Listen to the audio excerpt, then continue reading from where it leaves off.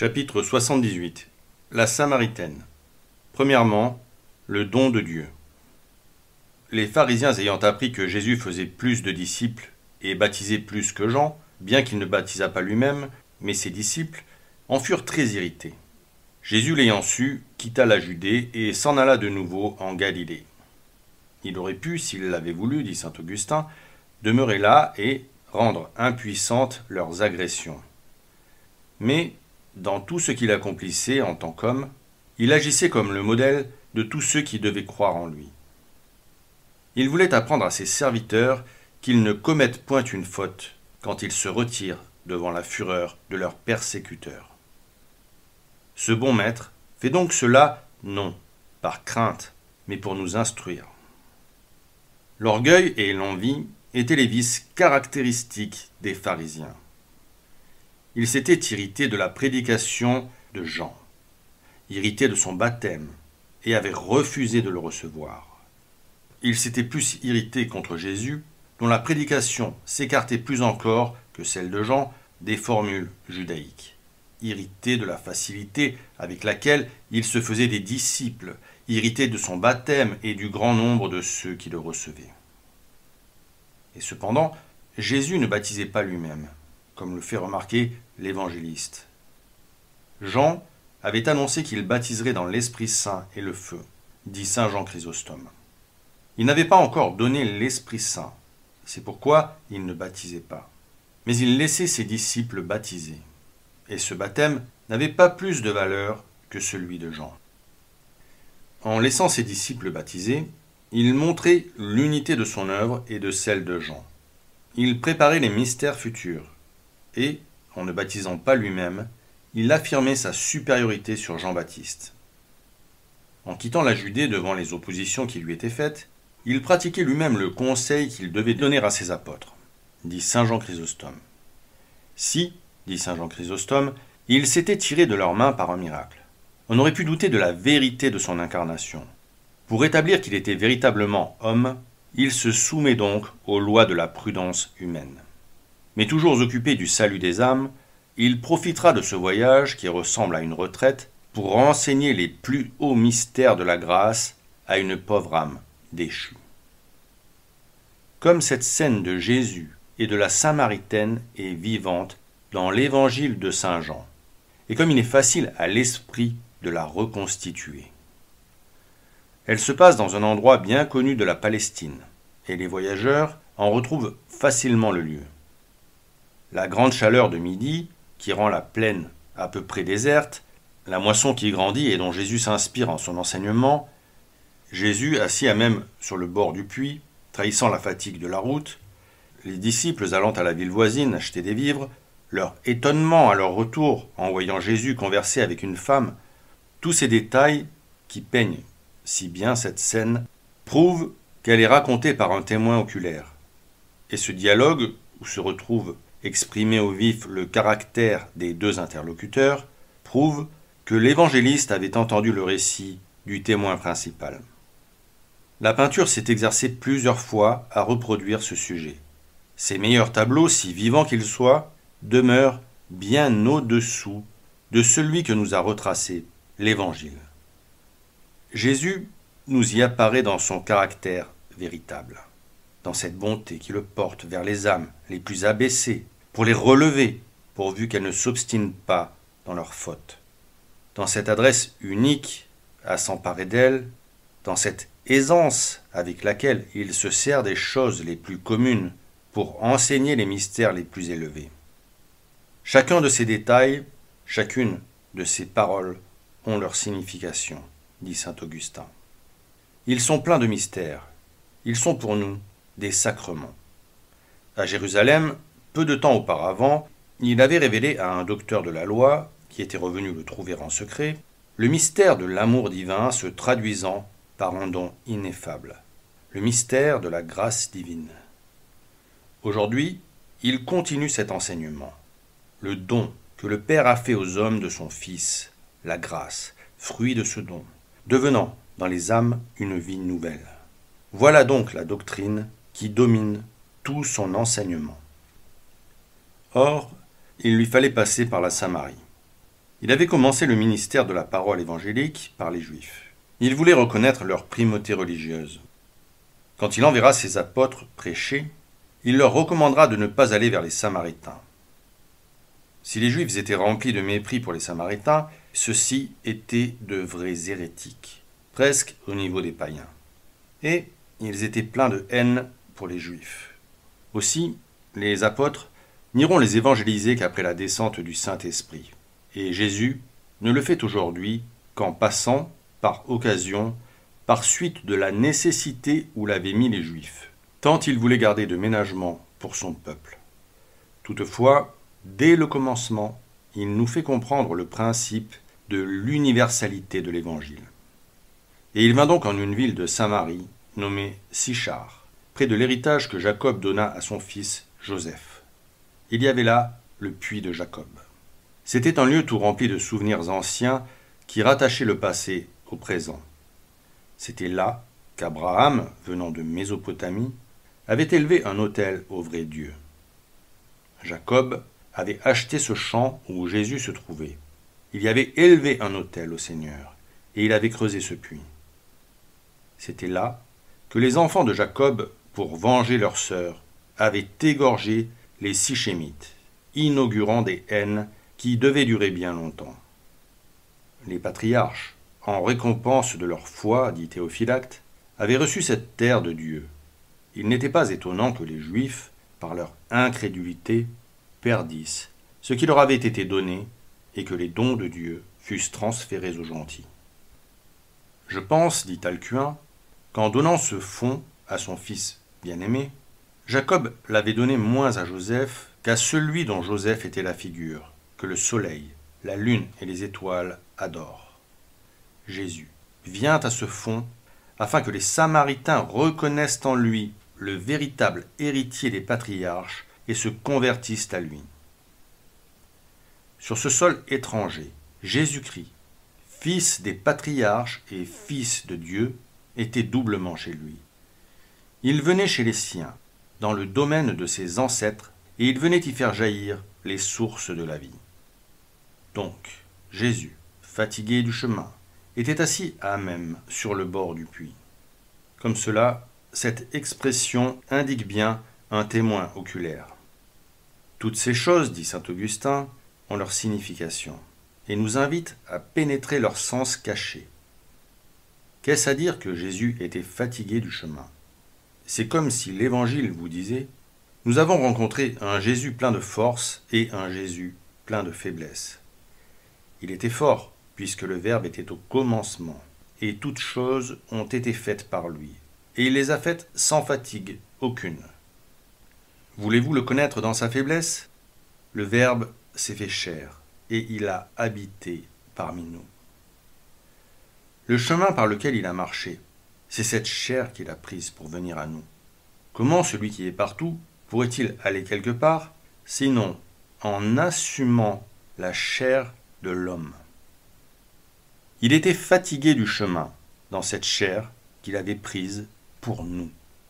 Il sentait toute la fatigue que peut ressentir la chair. Tout cela est plein de mystères.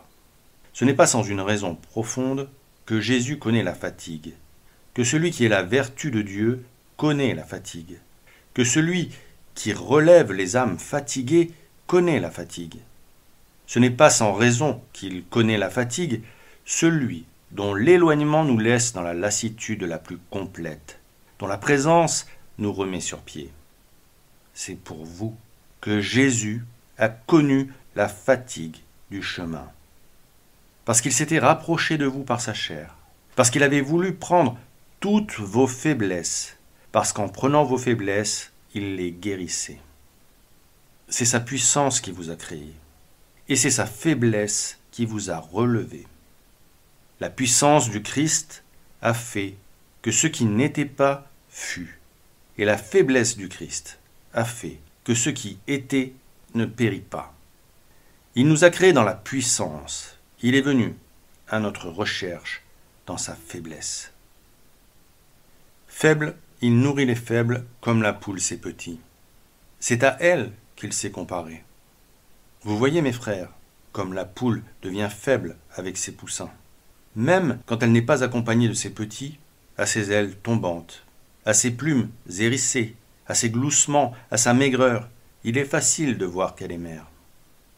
C'est ainsi que Jésus laissait voir sa faiblesse. L'Église a été touchée de cette faiblesse du Fils de Dieu. Et elle aime à lui rappeler la fatigue qu'il a endurée en cherchant les âmes.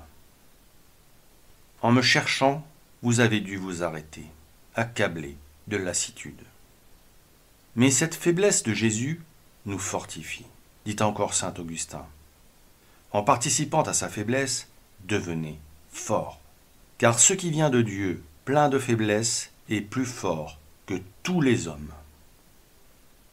C'était la 6e heure, c'est-à-dire l'heure de midi. Le soleil, arrivé à son apogée, allait descendre vers le couchant. À partir de ce moment, dit saint Augustin, en tous ceux qui suivraient Jésus, l'attrait des biens sensibles irait déclinant.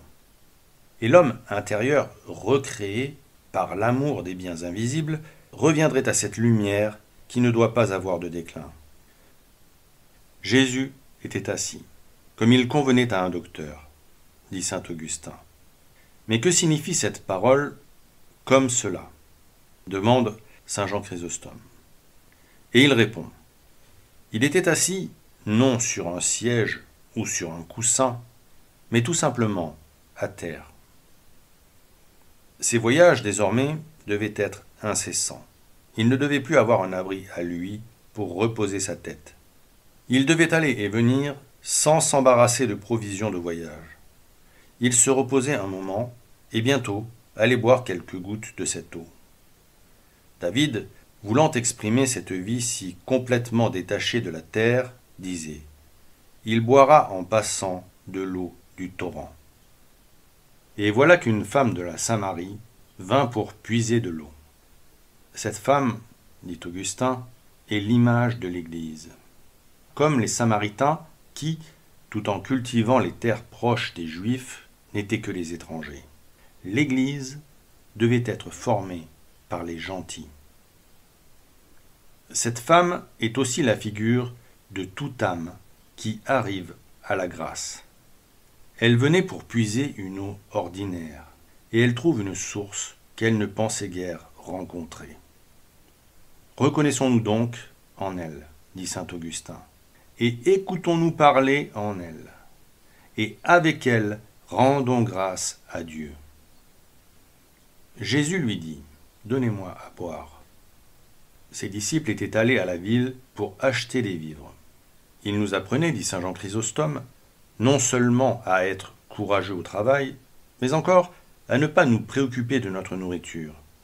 On voyageait depuis le matin sans aucune provision. Jésus, dans son humilité, acceptait d'être laissé seul. Et, à ce moment, dit Théophylacte, par suite de la marche et de la chaleur, il était dévoré d'une grande soif. Mais il y avait en lui, dit saint Augustin, une autre soif. Il est facile de le voir à la réponse qu'il fera tout à l'heure à ses disciples, l'invitant à manger. J'ai une autre nourriture que vous ne connaissez pas. Ma nourriture est faite de la volonté de celui qui m'a envoyé d'accomplir son œuvre. Et son œuvre était d'amener les âmes à la foi. Il avait soif de la foi de cette femme, soif de créer en elle la foi, de boire cette foi afin de l'incorporer à son Église, à cette Église qui est son corps. Nous ne voyons pas qu'il ait bu de l'eau puisée par cette femme, preuve qu'il était dévoré par une autre soif. Sur le calvaire, il devait encore ressentir une soif ardente, qu'il devait exprimer dans un grand cri. Il désirait, dit saint Augustin, la foi de ceux pour qui il répandait son sang. Il ne craint pas d'apparaître à nos yeux à l'état d'indigent, comme s'il pouvait recevoir quelque chose de nous, lui qui nous apporte tout ce que nous possédons. Dans cet entretien de l'âme avec Jésus-Christ, qui doit aboutir à la possession de la vie, on peut dire que c'est toujours Jésus-Christ qui commence et qui nous aborde comme s'il avait besoin de nous. Plus tard, au jour du jugement, il nous dira « J'ai eu soif ». Et que nous demande-t-il pour étancher sa soif? J'ai eu soif de voir les souffrances soulagées, de voir la miséricorde en vos cœurs. Il nous demande de rentrer en nous-mêmes, de creuser dans les profondeurs de notre âme, et au lieu de nous répandre au dehors à la recherche de jouissances qui nous rendront captifs, de puiser en nous-mêmes, par une vie intérieure sérieuse, les pensées sages, les résolutions bonnes. Il y a cette différence entre le puits et la source d'eau vive, que le puits a dû être creusé à grand travail, et que l'eau, pour en être tirée, exige un travail, tandis que la source jaillit spontanément. La nappe d'eau qui alimente le puits vient des mêmes origines que la source, mais par des voies mystérieuses qui n'apparaissent point. Le creusement du puits représente le travail de la vie intérieure qui nous fait trouver des trésors dans les profondeurs de notre âme. Ces trésors viennent en première origine de celui qui fait jaillir les sources d'eau vive. Mais il les fait entrer en notre âme sans se révéler. Et si nous savons offrir à Jésus les quelques gouttes d'eau tirées de notre puits qu'il nous demande, nous aurons la joie de le voir faire jaillir pour nous les sources d'eau vive qui rejaillissent jusqu'à la vie éternelle. L'eau vive, dit saint Augustin, coule d'elle-même, et elle rejaillit jusqu'à la hauteur du lieu d'où elle vient. Ce n'est plus de l'eau vive, celle qui, provenant de la pluie ou d'une source, est recueillie dans un réservoir. Pour pouvoir en user, ou pour l'offrir, il faut la puiser avec effort. Ce qui vient de nous et de notre travail ne peut rejaillir jusqu'à la vie éternelle. Toutefois, ce que l'homme peut faire et ce que Dieu lui demande de faire, c'est de creuser dans son âme, d'y recueillir toutes les veines d'eau qu'il y trouvera, de les offrir à Jésus, et Jésus, en échange, fera jaillir en son âme les sources de la vie. C'est pour cela, dit saint Ambroise, que Jésus aime à se tenir près des puits. Vous n'y venez qu'à une heure tardive, vous auriez dû y venir dès le matin, et cependant, à cette heure tardive, vous y trouverez Jésus. Il est fatigué à cause de vous, car il vous a cherché longtemps. Cependant, il vous pardonnera si vous venez. Il vous demande à boire, lui qui vous apporte les vrais rafraîchissements. Il a soif, non de quelques gouttes d'eau, mais de votre amour, de votre salut, de cette passion par laquelle il sauvera votre âme. Et il vous prépare pour étancher votre soif le breuvage de son sang sacré. Et c'était pour cela, pour que nous ne cherchions plus l'eau dans les profondeurs, mais dans cette source qui s'élève au-dessus de toutes les autres, qu'il apparaissait assis sur la pierre de ce puits. N'est-ce pas à lui qu'il a été dit « En vous est la source de vie ». Ce puits, dit Origène, avec ses profondeurs et ses obscurités, nous représente les saintes Écritures. Il y a des secrets que l'œil de l'homme n'a point vus, que son oreille n'a point entendus, qui ne sont point contenus dans les saintes Écritures. Les saintes Écritures nous ont été données pour nous y préparer, mais nous ne pouvons avoir l'intelligence de ces secrets que quand le Christ fait jaillir en nous la source d'eau vive. Nous pouvons dire alors avec l'apôtre, pour nous, nous avons le sens du Christ.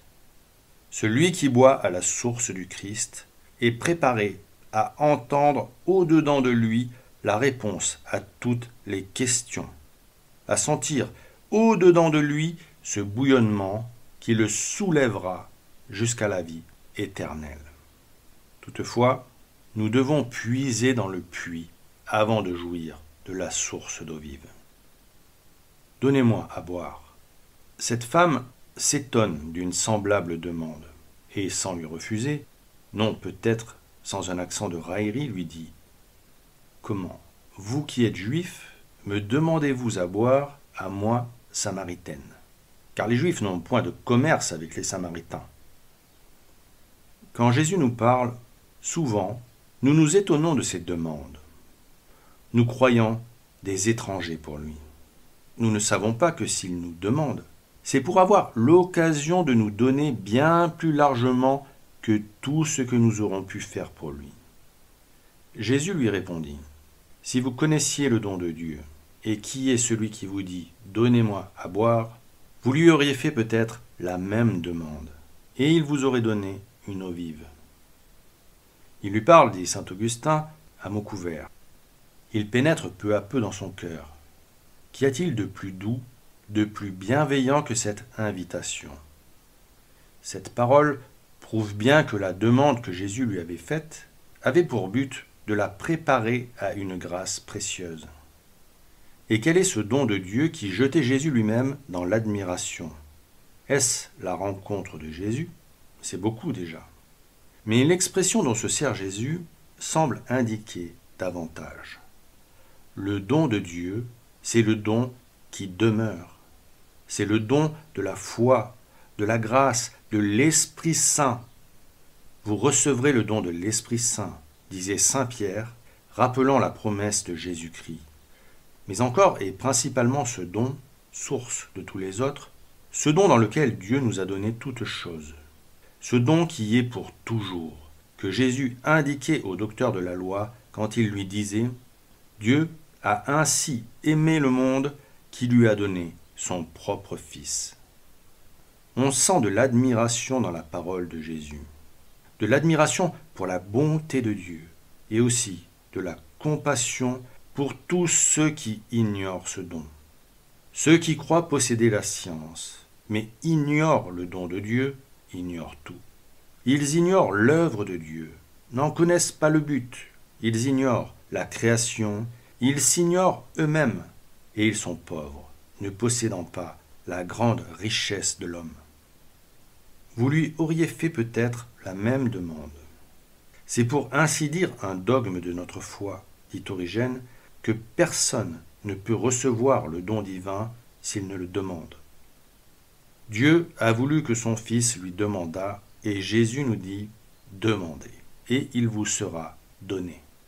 Il aime à exciter dans le cœur des désirs qu'il se réserve de satisfaire.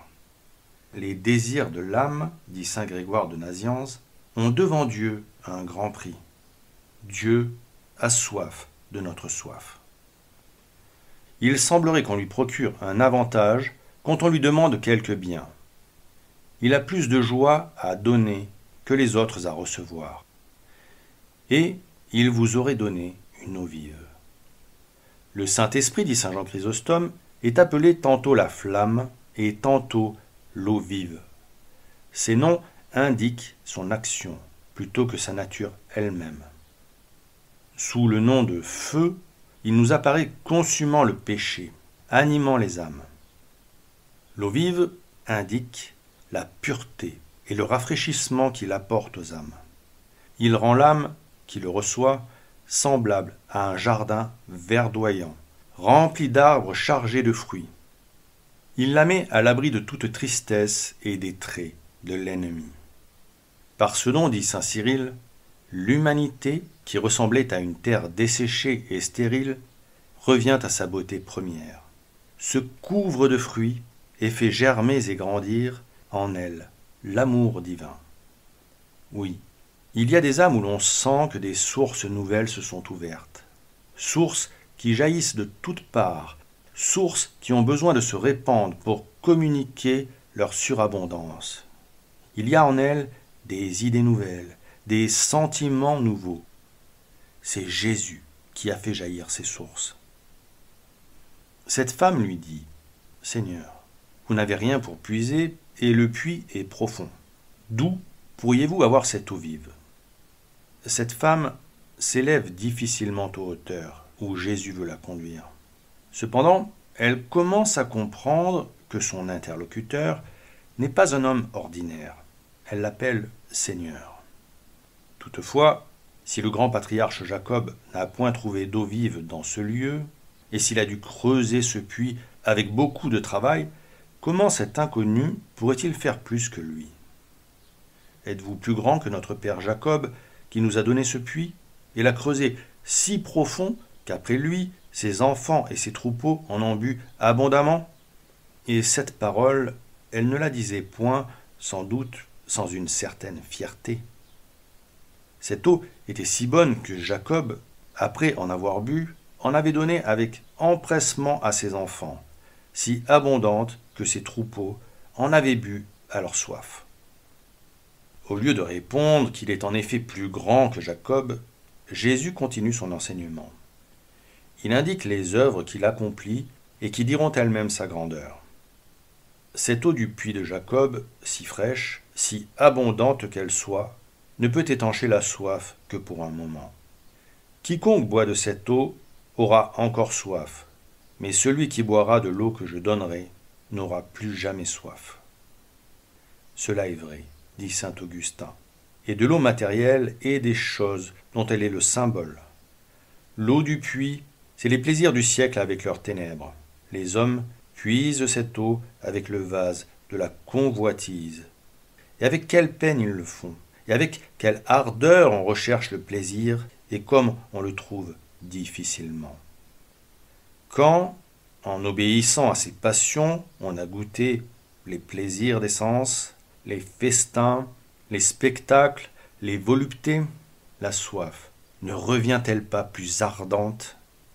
Donc, celui qui boira de cette eau aura soif, de nouveau. Mais celui qui boira de l'eau que je donnerai n'aura plus soif, jamais. Et cependant, la sagesse avait dit, ceux qui me boivent auront encore soif. Oui, mais cette soif, ou plutôt ce désir de boire toujours plus largement, est causé par la suavité de l'eau qu'on boit. Il n'en est pas moins vrai que quiconque boit aux sources ouvertes par Jésus-Christ éprouve un sentiment de bien-être qui l'empêche de désirer autre chose. On n'a plus soif des biens temporels, des jouissances charnelles. On en aurait plutôt du dégoût. Ce sont des choses étrangères. Mais l'eau vive qui nous a été donnée est au-dessus de nous. Celui qui a la source au-dedans de lui ne peut plus souffrir de la soif. Et Jésus indique, dit saint Jean Chrysostome, ce qui fait l'excellence de cette eau. Elle devient, en celui qui la reçoit, une source jaillissant jusqu'à la vie éternelle.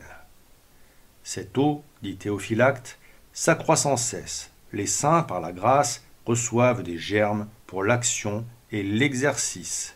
Ces germes reçoivent des développements incessants. Sous l'action de la grâce, tous les mouvements de notre âme se portent à la vie éternelle. C'est un signe que nous avons bu à la source ouverte par Jésus-Christ, quand tous les désirs de notre cœur se portent au bien céleste. Quand nous disons à Dieu, « Mon âme n'a soif que de vous ». Et, en attendant de posséder Dieu, nous allons sans cesse à lui par la reconnaissance. De même, dit saint Bernard, que les fleuves sortis de la mer retournent à la mer, de même, toutes les grâces qui nous sont venues du ciel sont ramenées au ciel par notre reconnaissance. L'âme, fidèle à la grâce, se trouve sans cesse enveloppée par le mouvement de la grâce. Seigneur, dit cette femme avec empressement, donnez-moi de cette eau, afin que je n'ai plus soif et que je ne vienne plus puiser jusqu'ici. Dans la confiance que lui inspire cette parole, son esprit s'est élevé, et elle commence à mettre Jésus au-dessus de Jacob. Mais, dit saint Augustin, relativement à cette eau dont on lui parle, son esprit ne s'élève pas au-dessus de l'eau qu'elle a bu jusqu'ici. Dieu avait donné à son serviteur Élie de n'avoir pendant 40 jours ni faim ni soif. Celui qui avait pu accorder cette faveur pour 40 jours, ne le pourrait-il pas pour toujours? Elle se rappelait le tourment de la soif, les courses au puits, le retour avec le fardeau pesant.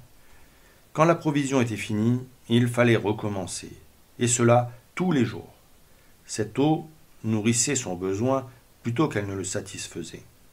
Et c'est pourquoi elle était attirée par la perspective de cette eau vive, coulant toujours en celui qui la possédait. Pauvre femme, dit encore saint Augustin, elle trouvait son labeur pénible. Ah, si elle avait entendu la parole « Venez à moi, vous tous qui êtes dans le labeur, et je vous soulagerai ». Jésus lui disait ces paroles pour qu'elle ne connût plus le labeur, mais elle ne comprenait pas encore. puissions-nous, nous qui sommes dévorés par la soif, rencontrer celui qui veut nous donner la source d'eau vive. Isaïe avait dit « Vous tous qui avez soif, venez aux eaux abondantes. » Et Jésus plus tard devait dire « Si quelqu'un a soif, qu'il vienne à moi. » Et pour cela, il faut le suivre là où il veut nous conduire. Habituellement, nos pensées, notre vie, ressemblent à celle de cette femme. Nous tournons dans le même cercle d'occupation, celle que nous imposent nos nécessités quotidiennes ou les jouissances que nous désirons. Nous nous contentons sur Dieu de quelques notions vagues dont nous ne tirons aucune conséquence. Souvent même, nous vivons dans le péché, sans en éprouver grand remords.